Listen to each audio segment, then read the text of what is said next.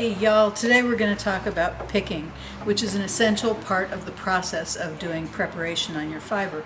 We have a bag today of Shetland lamb's fleece, which has been washed and is ready to go. And we're going to compare two pickers today, a sliding tabletop picker and a swinging picker, sometimes called a fainting maid. This is one that folds up and very compactly puts away. The first thing that you need to know about picking is that everything is covered with extremely sharp, pointy things. Everything is extremely sharp, pointy things. And so before you even do anything at all with picking, please make sure that your tetanus shots are up to date. This is, we all know where these sheep have been, right? And even though the fleece has been washed, there's still microbacteria all over the place. There's still a possibility of nasty flesh wounds that are just terribly gruesome, but we won't get into that. But please, safety first, and make sure that your tetanus shots are up to date.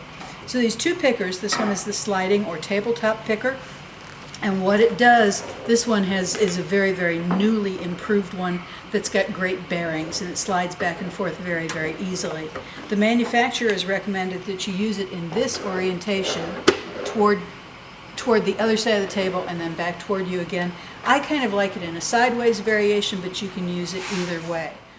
Because this has lots and lots of sharp, pointy things that could hurt us very badly, it also has a lot of safety features incorporated into it. So there are little buffer plates here on the sides that lock everything together so that you can't get it open, can't get it out until you unlatch the safety features and push the little baffles down to the sides. So it's up here, and then that folds down. This one the same way, up. Then this folds down, and in addition, then this one locks in place. Just like that. So this is now free to move and free to hurt us if we're not careful. There are a couple of other features in this. There's a big wide slot in the bottom, which is what dirt falls down in. And it's really enlightening when you get done with the picking session to pick up the picker and look at this big puddle of dirt all over the place. It really does a very, very effective job of letting the dirt fall out. So this is the front of the picker. There's a line right here that says it's the front, and also this side of the baffle has a logo on it. So this is the front. And the wool is fed into this one from the front to the back.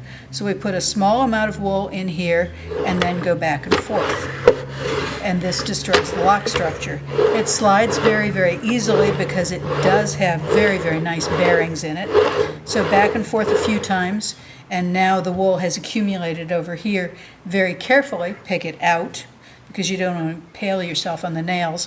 And a second pass through the picker is a good idea. So back in here, and then back and forth, sliding it, and everything is moving in that direction toward the back of the picker.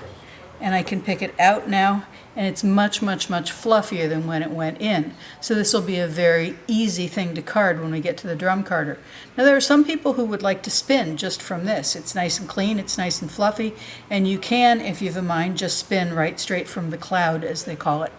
It won't give you a perfectly even yarn, but for people looking for something rustic, something that's been picked spins very, very easily.